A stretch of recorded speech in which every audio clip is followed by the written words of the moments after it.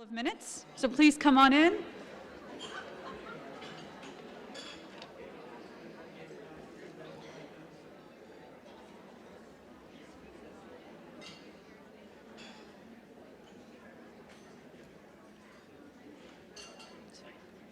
All right. Wow, you guys get quiet. That's very nice. Well, I hope you enjoyed the morning, and I hope you enjoyed the congressional staffers.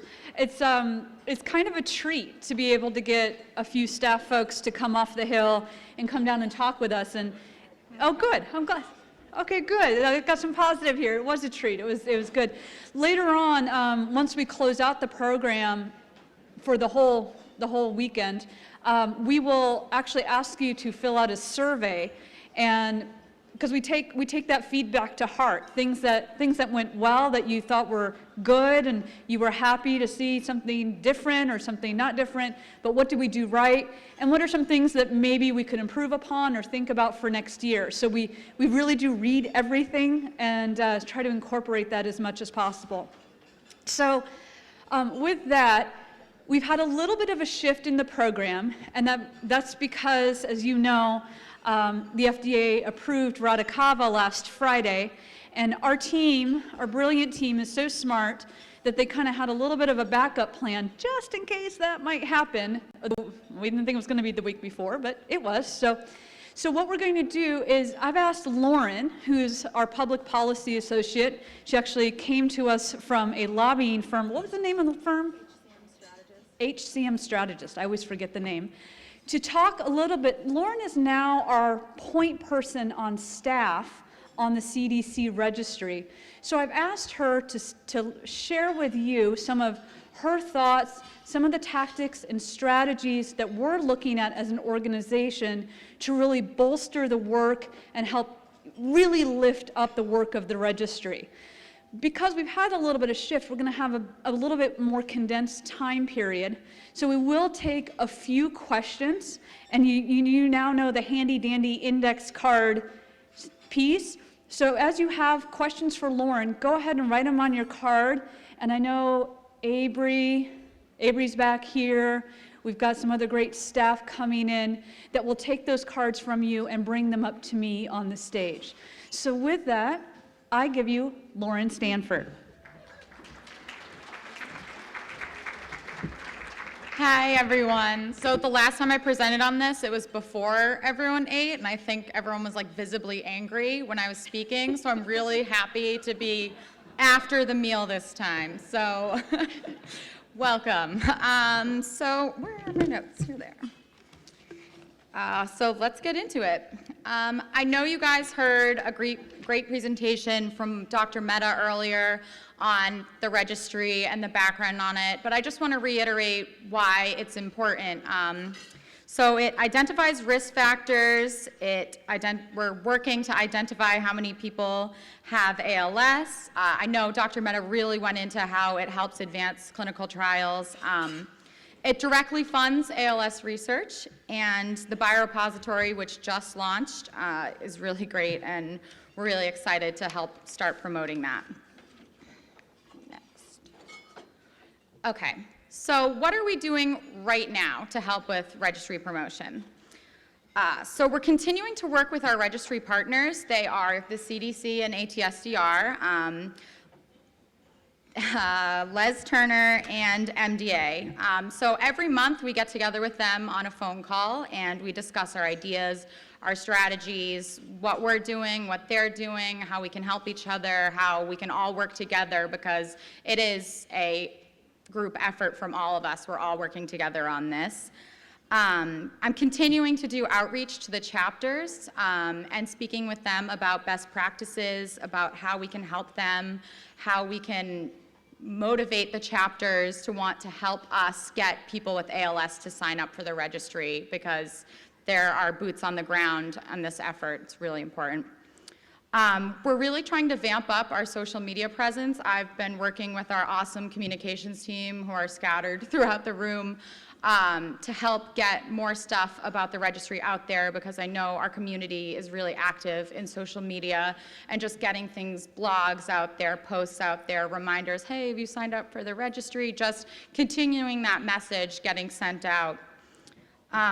We also, a new thing we have is we now have representation from a person with ALS from our community on the registry's scientific review board. So we're really working to get perspective from people with ALS into how the registry is being run with the CDC. So that representative works directly with the CDC. And something that we just got done, again, thanks to our communications team, we updated the registry section of the website. And as you can see here on the slide, sorry, I'm pointing down there. As you can see on the slide, that's just a section from the new section of the registry website. We have new slides. It's more visually appealing. It looks a lot better, and I have the link there to check it out if you're interested. But you can get to it on alsa.org under the advocate section. Okay. So when I first started my job and was talking with Colony, we sat down and we set our goals to move this program forward, and these are some of the things that we came up with. We really want to have some new and innovative ideas for promoting this registry. That's really important to me, and I'm really trying to shake things up we're trying to shake things up on how it's going. We really want to hold on to and enhance what we're great at when it comes to registry promotion while improving on what we can work on. We're living in a really innovative time. Again, social media is really important, and it's a really great tool, and I really want to think of more ways to use that for registry promotion. Okay, and so increased enrollment, that's a given. The more information that we get in the registry, or the more people with ALS we get to register, the more information that's going directly to scientists, or that's going directly to researchers who are researching this. So that is our number one goal with all of our promotion, is getting more people with ALS enrolled and increasing those numbers. Okay. And not only do we need to increase the number of people that enroll, we need to increase the number of survey modules that are filled out by the people that are enrolling. So there are cases where people are enrolling and then they're only filling out one survey or two surveys. So we really want to make sure that all the people that are enrolling are filling out all 17 of those survey modules, because again, that's more information that's going to researchers. Okay, and oops, I'm sorry, I keep saying okay, but we really want to make registry promotion a habit for everyone that is involved with the ALS Association. We want it to be one of those things where it's just second nature. When you're meeting a new person with ALS, just, hey, have you registered for the registry? That's really my goal, is to make it a habit, sorry. All right, so now let's talk through some of the proposed ideas.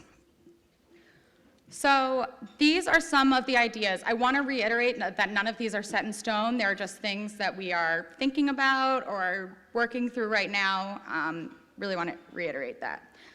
So we had a strategy call. We created a national ALS task force, which includes people with ALS, members of our board, chapter members, and they come together and they are helping our national staff really think about how to rethink this, really including different perspectives on our promotion and really involving more people. So these are some of the things that I've talked about with them.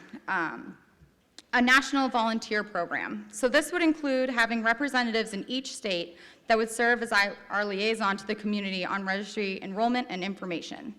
So that would be, I mean, that's pretty self-explanatory, but that's something we're thinking about maybe doing a pilot for or seeing how it goes. But we really think that, again, the boots on the ground people are what's important when it comes to this effort.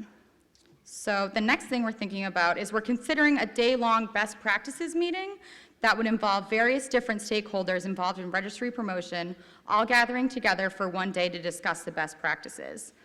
We have discussed having registry partners attend, CDC representatives, and even representation from other government-funded registries to get different perspectives. We really think that we could learn. Again, best practices are how we learn. So we really think that's a good idea. Next, we have been talking about doing webinar series. We're thinking quarterly on different topics on how we can help the chapters, the community promote the registry. Next, so we've really recognized the importance of the clinics and certified treatment centers of excellence role in advocating for the registry. We are actively working with our care services team as well as clinic representation to make a strategic plan around better utilizing clinics and these certified centers. That is something on our task force call that was a top priority. We need to think about how we can better work with the clinics because that's where we're talking, or people are talking directly with the people with ALS. And lastly, we really want to think about better ways to work with our registry partners. They are a great tool and resource for us with helping with this promotion. And again, it's a collaborative effort. Oops, sorry. Okay, so I talked really fast. So shameless plug of my cat here. It's the afternoon, we need to be light. But I really want to reiterate that we want to make this a community effort. I want to hear from you. If you think anything or you have any suggestions or any ideas, I put my email address up there. I would really love to hear from anyone who has any type of idea. It should be a team effort from the community. So there it is, write it down. You can even just email me to say, hey, I'm pretty friendly. But for now, I'm happy to take any questions. I know that was really fast, but trying to leave you guys time to get to the exciting stuff. Okay. So you might start to get a sense of our office. We see Lauren's cat, we see Sarah's baby, you know, that's kind of how we roll around here. So Lauren, one question is, once you've signed up for the registry, is it permanent or do you have to re-sign up periodically? How does that work? Okay, so once you sign up for the registry, that is permanent. They do want you to go in and update your information. I want to say it's every 6 months. Is Paul in here? But it is permanent, and I believe you cannot be removed, or you would have to contact the CDC to be removed, but you don't have to continue to sign up. But they do encourage you to update your information in the registry just to keep it up to date. And again, filling out all the modules once you join. Okay. Oh, okay. So there's a little, this question is interesting, but I think also kind of leads into some best practices. Someone wrote, how about starting every support group meeting with announcement of enrolling in clinical research within 5 miles, easy, cheap, and effective. Maybe you can speak a little bit about some of the best practices that you've seen thus far with some of our task force that you've been working with. Okay, so I'm going to call out Jen Jelly right now. She has been my go-to on best practices for the registry. I've been talking with her a lot, and a lot of the best practices we've seen from her is just repetition, making sure that every person with ALS that is going to a clinic or coming to an event is repeatedly getting reminded to sign up or join the registry, if they haven't already, or if they have joined it, reminding them to go in and make sure you fill out all your modules. And I know they keep a checklist of like progress, and they check in on people like, hey, like how many modules have you filled out? And they really keep track of all the people that they're reaching out to. So that's been a really great best practice. And I know to the point of the support groups, I've heard some people say that talking about it in support groups or just briefly mentioning it, like if anyone wants information, we have it, and we have all these packets and we can give them to you to bring to the support group. So again, it's repetition to people is what I have found is really important. And also being conscious of people's time, or like the timing of when you bring it up to them. So if someone is in the clinic and it's their first time there, maybe not like bombarding them with registry information and waiting till it's appropriate when you bring it up. Great. So you were just talking about the modules, and it actually just gave me an idea of maybe something we could put onto our website. This question was, can you speak to all the different topics of the modules and assessments? And I know there are like 17 of them. There's 17, and let me So- go back. I wrote it down. I wrote down some of them. So some of the things in the modules that they are looking for is demographic information, family history, occupational history, physical activity, smoking and alcohol use, among others. So that's the summary that we're given. I know it's 17 modules, and it takes, I can't remember how long they said it takes. I think it's about 2 hours altogether when you do all of them in a row. But those are the high-level topics that are included in the modules. Great. And I know Paul, I don't know if Paul's in the room. Paul's over there. Hi, Paul. So he might actually. He answers my questions all the time, so it's only fitting. Come up here for a second, Paul. But how many members are signed up today, and kind of what's your goal for the next year, and how many we'd like to add? Oh, Paul is coming. Isn't that nice of him? So what's your question again? I'm sorry. How many are in the registry now, and how many would you like So to we see have, added in the next as of year? 2013, 16,000 individuals in the registry itself. Great. And so that's both the portal as well as our databases, which includes the actual registry. So databases, I mean Medicare, Medicaid, as well as the VA system. Okay. So. Can and I ask to you Lauren's another- question about the other 17 surveys, so we have surveys, for example, on what you think caused your ALS. You can kind of go in there and just do free text. We also have a survey on, for example, traumatic brain injuries. We have a survey on exposure to pesticides, and so forth. Great. And since I've got you up here, I'll throw you another hot topic. And I know you spoke to this a little bit earlier today, and I've seen some of your presentations on this. Can you address key learnings, discoveries, or insights that the registry has generated? You know, obviously, we've advocated for this for years, and the constituency here has, but maybe still feel like those results, they haven't heard them or are waiting for new things. And and I'm going to add a little bit of fine point on that. I know that we had that meeting back in August of last year where an executive summary was presented, and maybe you can speak to a little bit more detailed summary that may be coming out in the next Sure. year, some information that this group can look Sure. for. So we actually went ahead and published our executive summary for the meeting from last August. There'll be that's in terms of a transcript coming out within a month, and that transcript's going through the process of getting cleared. Everyone who was at that meeting has to look over their comments and remarks and get back to us to make sure what they're saying is what they intended to say. And once that is actually released or approved, we'll go ahead and get that out. It'll be posted on our website. I believe it's over 100 pages right now, so it's all, you know, all the information that one has said during the actual meeting itself. Okay. So. Great. And this question could be for either of you, and I apologize if I'm not reading this correctly. Is there a possibility of creating some kind of CEU, CME on the specifics of the registry for health professionals so that it's integrated more to promote and reiterate the purpose of it? I guess there's a question of how do you really... We already have that. There's a CME available for healthcare professionals, neurologists, as well as nurses and allied professionals to go ahead and take, I think it's 1.5 credits. And it's readily available. If you go to our homepage, there should be a link on there talking about CMEs, so that is there.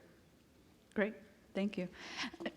Excuse me, and I, just one more question. I know we have some individuals who are living with ALS that are part of that scientific review board. Can you speak to that a little bit? Yeah. So with our notification system, when these applications come in from pharma or for drug companies, as well as institutions to go ahead and recruit from the registry, we have a research committee, and that research committee is comprised of individuals, not only like epidemiologists or neurologists, scientists, but as well as patients as well.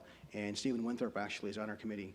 And so once you get an application, we'll go ahead and send it out to a group of 3 or 4 individuals to have them review it. I think it's very important to have the patient perspective when it comes to looking at these applications. Some of them aren't technically and highly detailed. However, regardless, I still think it's important to go ahead and have their take and their feedback on these applications. Right, and I know that you and Lauren have worked closely together to try to generate different people that we might be able to invite on that process. So if anyone is interested in being a part of the Scientific Review Board and want to really submit an application, you can certainly reach out to Lauren. We work together in tandem with Paul and his team to pull together a great group of people that can help us lift up the registry a bit more. Yeah, we're always looking for new individuals on the committee. Great. So I know this session has been very short, and that is, again, because we made a bit of a moderation to the schedule. However, Paul and Kevin and Lauren are here. Paul, when do you fly out? We fly out this evening. Okay, so you have them until this evening, and I know Lauren means it very sincerely when she put up her email address on the screen, so she's not kidding. She really wants to hear from you if you have thoughts and ideas as we try to turn the page into the next iteration and session of the registry and the work that we're pulling together. So thank you both, and thank you both for your time and the great questions.